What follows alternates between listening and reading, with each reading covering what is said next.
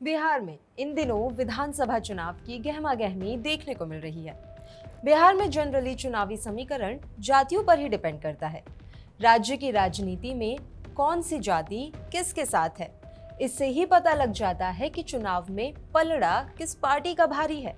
यानी ये कह सकते हैं, जिसका जितना जातीय गणित मजबूत होगा, उसकी जीत की संभावना उतनी मजबूत होती है।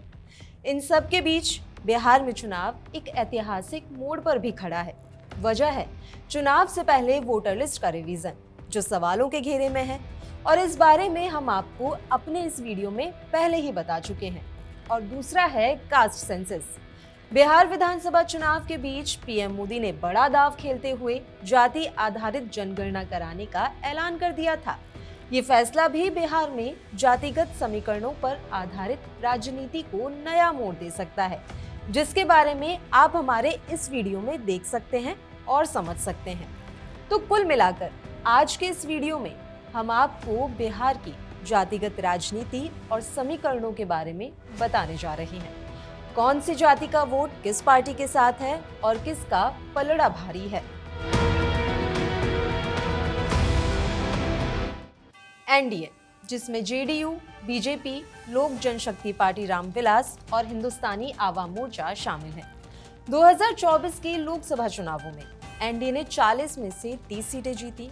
अब इसमें जातियों का गणित ऐसा रहा कि कुर्मी समाज का 2.87%, कोयरी का 4.21% और इकोनॉमिकली बैकवर्ड क्लास यानी कि ईबीसी का 36.01% वोट एनडीए की झोली में गिरा। इन जातियों के झुकाव को देखें तो करीब 48% वोट एनडीए गठबंधन के साथ है।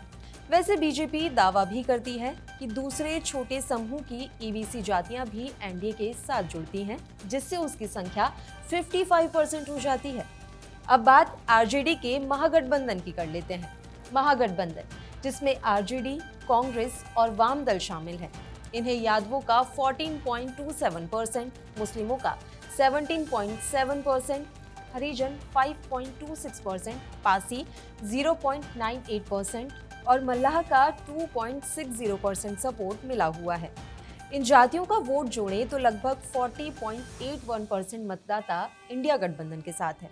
अब आरजेडी का दावा ये है कि इंडिया गठबंधन के साथ 47 से 50% तक जातियों का वोट जुड़ा हुआ है।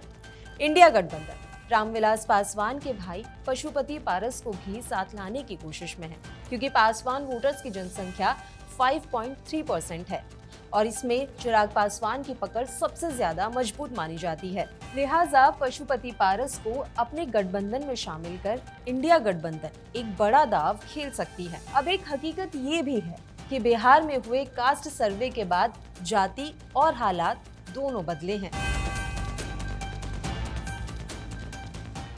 2023 के जाति सर्वे के अनुसार ईबीसी 36.01%, ओबीसी 27.13%, एससी 19.65% और एसटी 1.68% मिलकर 84.47% आबादी बनाते हैं। यादव 14.26% और कोयरी 4.21% ओबीसी हैं, जबकि अगड़ी जातियां जैसे ब्राह्मण 3.65%, राजपूत 3.45% हैं।